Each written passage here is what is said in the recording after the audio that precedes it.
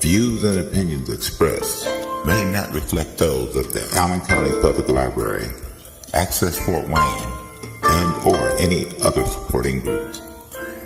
If you are interested in producing your own programs for Access Fort Wayne, you can contact us at 260-421-1250.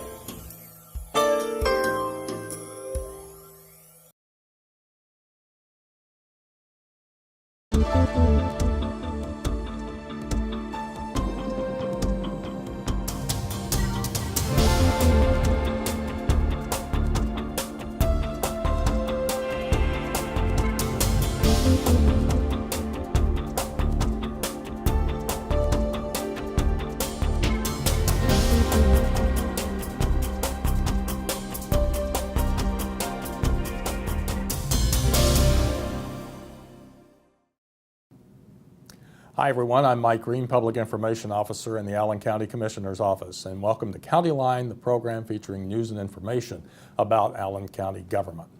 The Fort Wayne Allen County Department of Health is about to embark on an ambitious program which is designed to curb the transmission of HIV/AIDS as well as hepatitis B and C in our community. It's called the Syringe Services Program.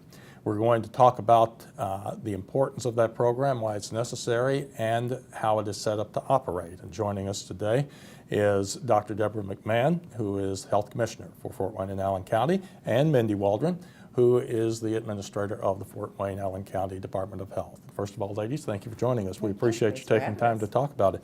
Dr. McMahon, let's begin with you.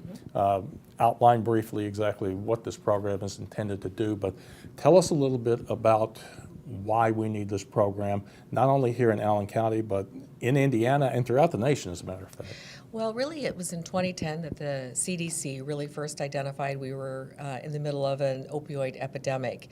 And as that has evolved over the past, 4 or 5, 6 years, what we found as the tools that we implemented to curb the prescription opioid epidemic has now caused a problem with some additional use of heroin. People have changed from prescription opioids now to heroin and using IV drugs. And even some people are using IV methods to do prescription drugs like Opana in Scott County. Okay. So as that crisis now has evolved, we've seen some of the complications, including HIV and hepatitis C. As I think everybody knows now in Scott County, they have 190 cases plus of HIV that are also co-infected with hepatitis C. So Indiana at that point was visited by the CDC, who recommended that really one of the most effective tools to curb transmission of those infections in IV drug users are the implementation of a Syringe Services Program. Some people are more familiar with the term needle exchange program. So we've been doing that I think since last year. The governor implemented an emergency rule, state legislators an emergency rule, and that allowed not only Scott County to, but then other counties who perceived a need. As we looked at our numbers last year, we had a 60% increase in hepatitis C and a 30% increase in HIV, brought that to our board, and our board decided that this was the time that we should declare an emergency here. Have you been able to directly connect that to intravenous drug use, or is it assumed that there's that kind of a Well, it's self-reporting, right. But nationally we know that 60% plus of cases of hepatitis C are linked to IV drug use, either current or could be remote in the past. Maybe people dabbled a bit, whatever. When we interviewed our patients, we got about the same percentage, about 60% were admitted to some IV drug use. So the data is indicating that we are seeing the same type of increase here in Allen County that's being seen elsewhere through the state and the nation? Correct. Okay. Well, Mindy, let's talk a little bit about how we set this program up. And I know there are a number of hurdles that the department had to go through before it could even get this set up. So tell us a little about that. Sure. When the legislature passed the emergency ruling for Scott County and then subsequent laws to allow the other counties in the state to pursue a program should they declare an emergency, they set in place several steps that each county has had to follow individually. And more or less the steps have been followed. the same by each county, and the health commissioner of the county declares an emergency to their board and or the executive body of the county, which Dr. McMahon declared to both, so that there was support. There were many meetings for us. We spoke with all of the elected officials, interested parties, groups, that type of thing, to make them aware of the issue and the why, so that we can answer questions on the front end. And then once those emergencies are declared, your executive body does have to hold a public meeting, which we did here, vote to support such a program, which occurred here, and then we have to apply, or the executive body has to assist with applying to the State Department of Health for approval ultimately. Then you submit your plan and your protocol, how you'll run your program here locally, and the state can either grant approval or not. And for us, it did take a bit. We had some roadblocks with funding and those types of things, but once those were solidified, we were able to get ultimate approval earlier this year. And again, it's an emergency that took several months to declare. But that seems to indicate that the state wants everyone to do their homework and to make certain that they have the kind of problem that requires this type of program to be implemented. Yes, and initially that is, what you have to go through or discern before you declare the emergency. Just as you asked Dr. McMahon about linking those types of things, we had to do that here locally. We sort of felt like that was a problem, but you do have to sort of prove that. And also, you have to ensure that your program will hope to prevent those things, that you would have not only just the needle exchange part, but hopefully the education, some services to get them off of the addiction, that type of thing. So it takes a while to plan and get all your partners on board.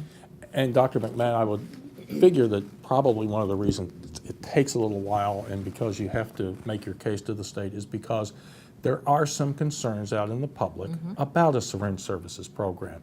Are you actually winding up promoting criminal activity or increasing drug use? What do you say to folks that have that kind of concern? Well, these are really not new programs. They've been around really for 20, 30 years, even in the United States and some different states. The CDC and numerous other organizations have really evaluated not only the effectiveness of them, but also do they lead to crime? Do they lead to increased drug usage? And those have all been proven not to be true. But we were very conscious of the fact that this is a counterintuitive program to most people, and we really wanted to be sure that as a department and as a board that we were doing this with the community and not just to the community. So we've really, as Mindy outlined, we've had a lot of meetings. We've done a lot. We have our own website where we have videos explaining the problem. We've been very fortunate. The Journal-Gazette did an outstanding series on the whole issue. So I think people now are more aware of this program and more aware of the problem in general than they were when we started about a year ago. And the phrase you hear used a lot is harm reduction. Yes. And harm reduction is really a great terminology that really is all-encompassing, not just for IV drug folks and preventing hepatitis C and HIV, but it's really for STD. Harm reduction is just a way of using different tools to minimize the negative impact of certain activities. So yeah, harm reduction is really what we're talking about, because we're not only talking about just clean needle exchanges, but we're talking about the education, access to services like addiction recovery services, health services if people need it. So it really is a very encompassing term. Okay, so Mindy, we have the program in place. We have the emergency order. Tell us how this is being rolled out. Is it underway right now? It is. We've been open a few weeks now, and we've had a slow start, but that's what happened in every county as you spread that word and get word of mouth to the folks that might need to utilize the services. So we have located it outside of our department in a trusted area, a facility that already sees a similar population, and that's at the Positive Resource Connection on Oxford Street. We're currently open on Tuesday afternoons, or Tuesday evenings, actually, currently, from 5 to 8 in the evening. And we're located, as I said, at that Oxford Street location. And as Dr. McMahon said, we have multiple services at that site, so it is a bit of a one-stop shop for these folks. And it is a walk-in type Yes. situation? It's not like an appointment has to be set? or No, anything completely like that. walk-in, and we are excited to get the word out that it is open. Is there anonymity involved, or? Yes. Okay. One of the big contingencies of a program like this is not only anonymity of who comes in and what they are seen for or what's discussed, but also the services that are conducted within the site itself. That information is not not shared in any way. Well, besides the sharing of the needs, what other type of services are there? We do educate on the harm reduction principles of all the things that one might use while utilizing drugs, how to do that safely if indeed they are going to do that. So we go through all of those things, but then in the end, we also ask them if they would be interested in the other services that we offer. And on site, as I said, we actually have folks for counseling for addiction services or mental health. We have wound care in case we do see that, because we have heard that that is an issue in some areas, as well as we can offer them STD testing on site and any referrals to other health services either that we or others might offer. Okay. And Dr. McMahon, what has the data shown as far as the effectiveness of an SSP program in a community? They've actually been fairly effective in curbing HIV, about 30% reduction. Hepatitis C, the data is more limited, and I think part of the problem, that's really where the education comes in, is very important, because it's not just the needles. With hepatitis C, that virus is more durable, hardier, can live longer on surfaces, and so what people need to understand, it's not just about clean needles, it's all the paraphernalia, the cooker, the cotton ball, everything can transmit that virus. So I think the data is still evolving on hepatitis C because so many people were just focused on the needles, but they've proven to be effective. And the SSP program, as Mindy indicated, is just one component of a larger effort underway by the health department to try to curb this issue. The opioid abuse problem is the most significant public health issue I've ever seen. I don't know if you had a chance to see the Surgeon General's report, but there are now more people taking opioids than smoking cigarettes. There are more people with substance abuse issues than all cancers combined in the United States. So this is a huge issue. We're trying to minimize the negative impact of HIV and hepatitis C because they are so terribly expensive to treat and because they're so easily spread from person to person. The average person with hepatitis C and IV drug use will infect 20 other people. So that's why that's a very important component. But the bigger things are prevention, treatment, recovery, prescribing rules, all those sorts of issues are very important too. I know I've heard a lot about the connection between this program and reducing HIV/AIDS and hepatitis, but I have not heard that much about the trickle-down effect this could have on the opioid program here in the community. What we're really trying to do is increase awareness of the overall program. These infections are just so costly and so enduring and so transmissible that we're really trying to minimize that negative impact, because all that money that goes on treatment for hepatitis C and HIV reduces the amount of money that's available for recovery, medication-assisted treatment, all of those, treating people while they're incarcerated. That requires money too. So we're trying to minimize the economic impact as well as the health impact to be able to allow more funding for prevention. Now, Mindy, what kind of, monitoring will be taking place as far as the program goes? Because I understand this is only in effect for at least 1 year. Is that correct? You have to, re-up every year, or is that the way it works? Yes. Part of the requirement of the rule was once you receive approval, you have that for a year, and you then reapply after that period of time for a subsequent year, and after that we don't know if that would be revised to be more extended or if it is a year by year. They also implemented certain data capturing requirements, and that it's relatively easy. They developed the database themselves, and so we just utilize that.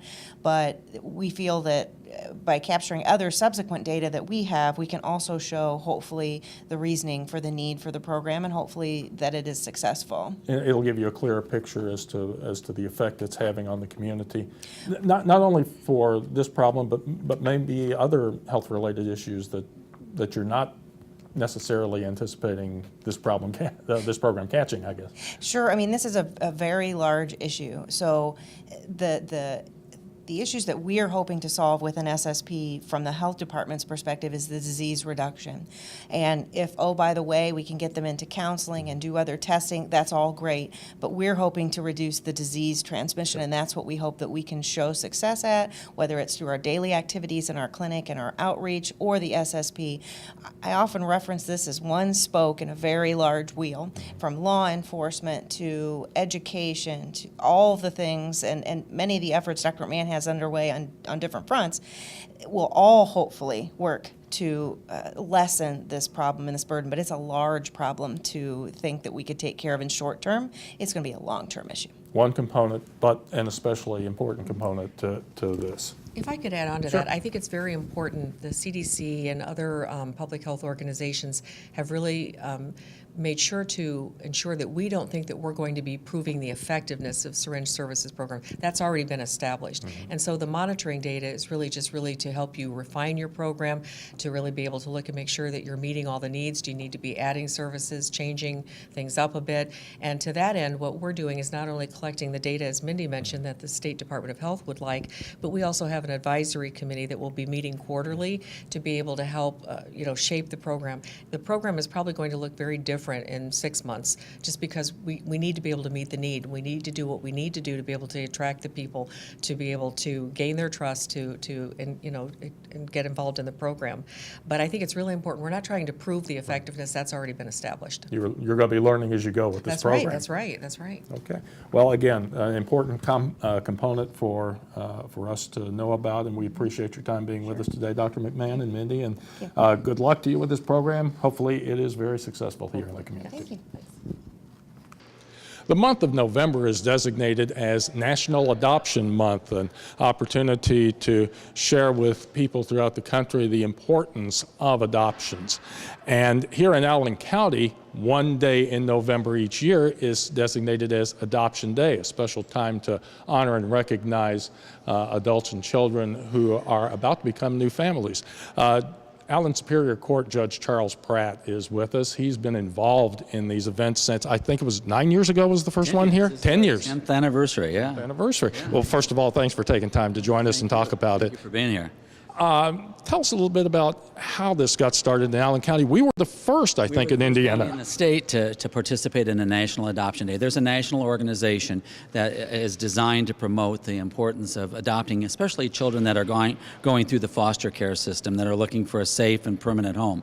And so with that being the focus, we caught wind of it 10 years ago and decided it was a great idea to give some local focus and attention to the needs of children that are in the foster care system. And we started doing our adoption days, and now it's spread across the state, and the Indiana Supreme Court now has allowed those of us that are participating across the state to have video cameras and filming, which is extremely unusual, to allow cameras in the courtroom in Indiana. But on adoption day, the Indiana Supreme Court said this is important for the people to see what happens in our courts and some of the positive things that occur here in the courthouse. I believe this year we have 28 it turns out. Yeah, so yeah, it's a great day. It's a lot of fun. We actually do about 180 adoptions a year, and but we set aside this day once a year to observe with the rest of the nation National Adoption Month. And it's the idea is to celebrate and to bring focus to the needs of children. Now, as you mentioned, a rarity, but cameras are allowed in the courtrooms, and we had the opportunity to sit in on one adoption case that occurred, and we're showing some of the video now from that. It seemed pretty straightforward, but I know that there's a lot that goes into this behind the scenes before it reaches a judge in a hearing. Can you tell us a little bit about that? What we're doing today is really the end of the game. And for many children that are foster care children, for example, they usually start out with a situation in which they've been victimized as abused or neglected at some point in their life. And they are brought into the court, and then the court spends some significant time and resources with the Department of Child Services to try to restore and reunify the family. Unfortunately, for some children, that ability to reunify doesn't occur, and it proves to be impossible. So then we begin a proceedings called the termination of parental rights. And if parental rights are terminated, then the child is a ward of the state for the purposes of adoption. And then a prospective adoptive family can come forward and say, we want this child to be part of our home and a part of our family. And that begins the process of adoption. And that takes a little bit of time, and the pleadings have to be filed, and the background checks have to be done, and all the things you might imagine to make sure that the child is safe in this home and that that's a good emotional fit. And then that culminates then in a day like today. And attorneys are present representing the adoptive. Family has attorneys, and usually the Department of Child Services representatives are also here because this is a big day for them as well, because we see a lot of things that are tragic in this court, and the DCS particularly sees a lot of tragedy. And so this is an opportunity for them to celebrate something that looks forward to the future as opposed to the challenges that we daily encounter. So as people watch the video, they should understand it's not a rubber stamp that's taking place there. There has been lots of investigation that's taken place, checking out sources and such. Right, and I would not want anybody out there to think that this is that this process, if they're thinking about adopting, is untoward or that it's somehow overly difficult. It's time consuming, yes, but the process is there to make sure that you're a good match with the child, and also to make sure that the child is protected in the home that's seeking to adopt. So all of that makes logical sense. The welfare of the child is tantamount. Absolutely correct. This is important, not just for obviously today, but for the future, and the success of adoptions and securing that family unit is important. There's really kind of a trickle-down effect throughout society. You're hoping never to see these folks again, in a sense. Yeah, that's an interesting question or a comment, because there's this myth out there that somehow if you adopt a child that's a foster home child, that you're adopting or inheriting some kind of a broken problem.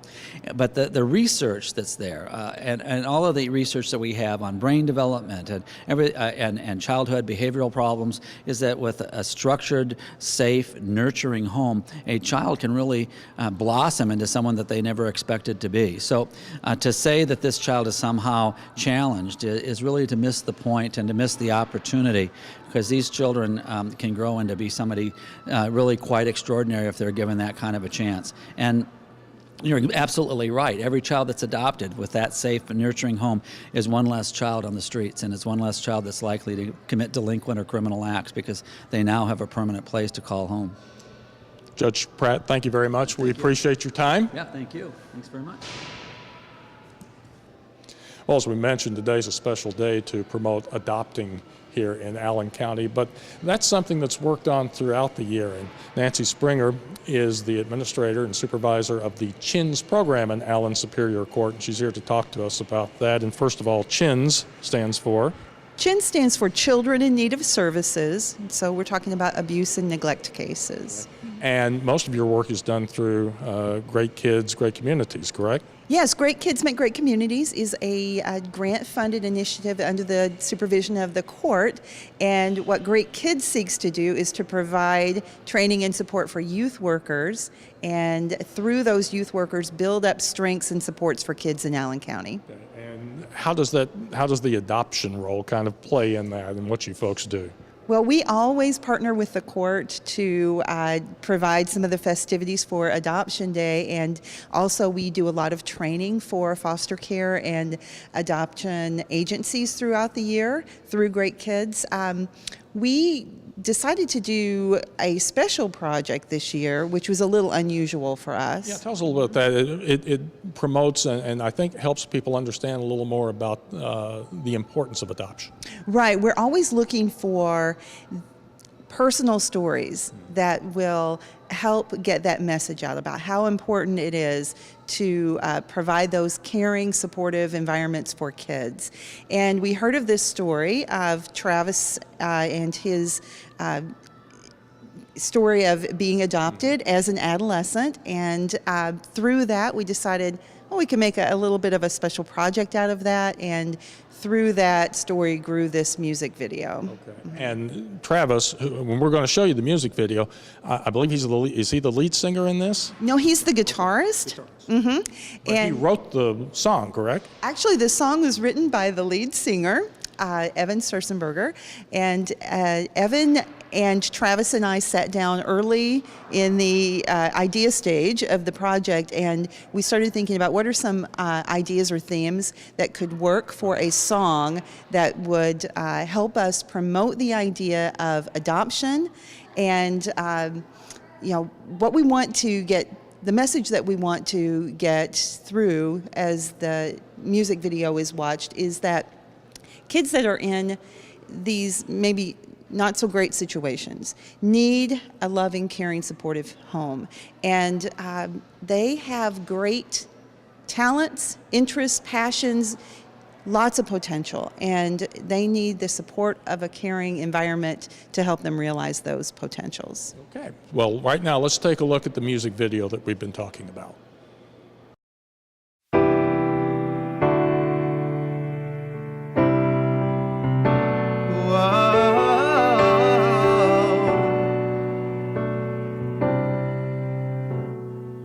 In reality, you and me, we're more than what we think we are.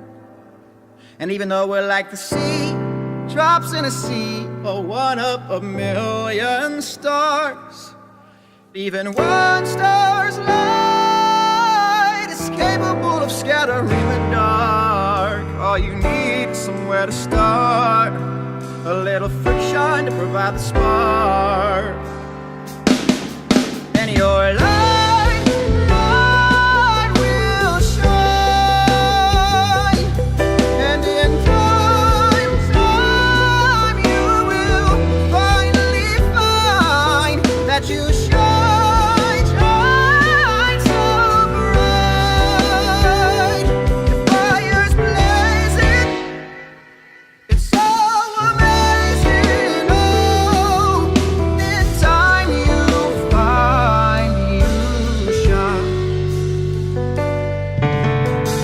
Yeah, you and I try to hide behind our pride and our vanity, searching for love and someone to trust, reaching out for a family. There's hope, such hope, and though the world seems so dark and cold, there is love further down the road, and loving hands reaching out to hold.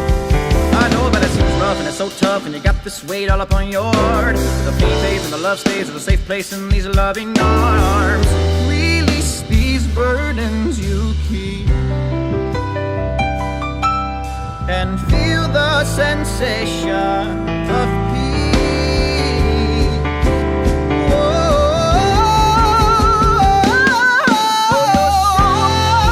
Shine so bright, and in time you will finally find you shine so bright. It's love you're craving, and warm embraces, oh, and in time you'll find you shine.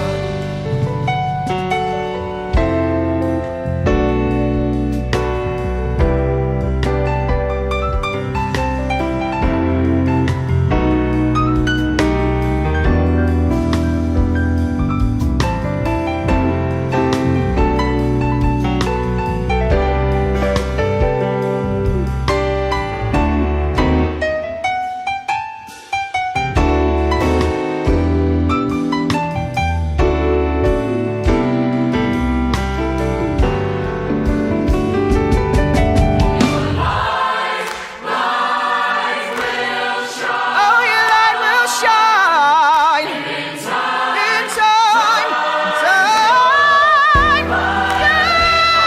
you'll find you shine.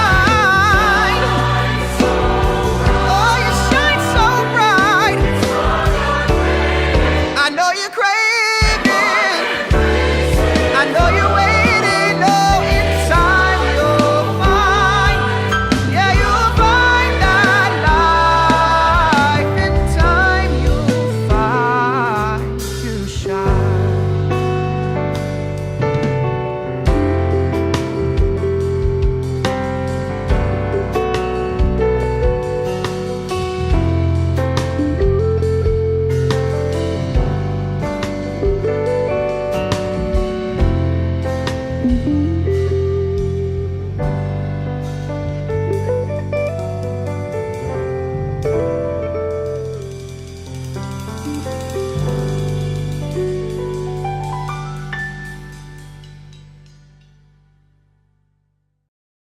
Hello, my name is Travis Tracy.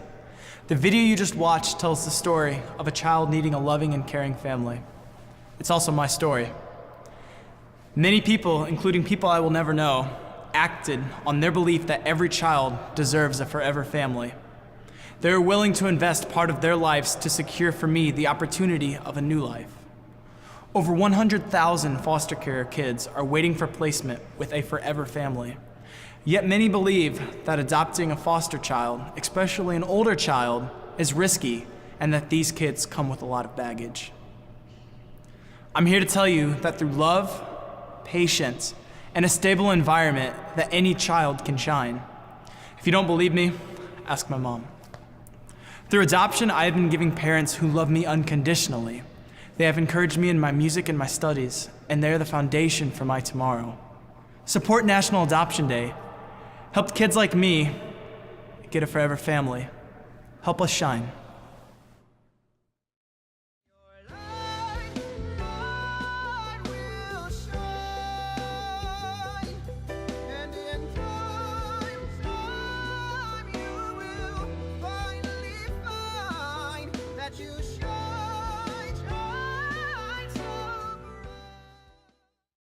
And that was the music video. It's entitled Shine. And again, the story in that video is based kind of loosely on the lead guitarist and his experience in being adopted. Yes, it is. And Travis himself was adopted as an adolescent and wanted to share that idea of how his family has been so important to him and to becoming the person that he is now. And you can find that video. It's on YouTube, among other places. It's on the Great Kids Make Great Communities YouTube channel, among other places. I know you folks get a lot of help out in the community to make your work successful. Tell us a little bit about that. Yes, we do. Great Kids Make Great Communities specifically is funded in part by a grant from the Follinger Foundation, and we're very thankful for that. And this video was also funded in part by a grant from the Indiana Supreme Court through the Court Improvement Project. And if you can't tell, if you watch that video closely, a lot of it was shot right here in the Allen County Courthouse. Yes, we shot the scenes with the band on the 3rd floor and also on the lawn. And then you'll see some other sites around Fort Wayne also, including one of our pawn shops over here on Calhoun Street. So, A great way to get the message out to the community. Nancy, thanks a lot for joining us. We appreciate it. thank you, Mike. And that will do it for this edition of County Line. Remember, you can see this County Line program as well as previous County Line programs through our YouTube channel as well as our video on demand service. You can get there by going to our website, www.allencounty.us. I'm Mike Green, Public Information Officer in the Allen County Commissioner's Office, and we'll see you again next time on County Line.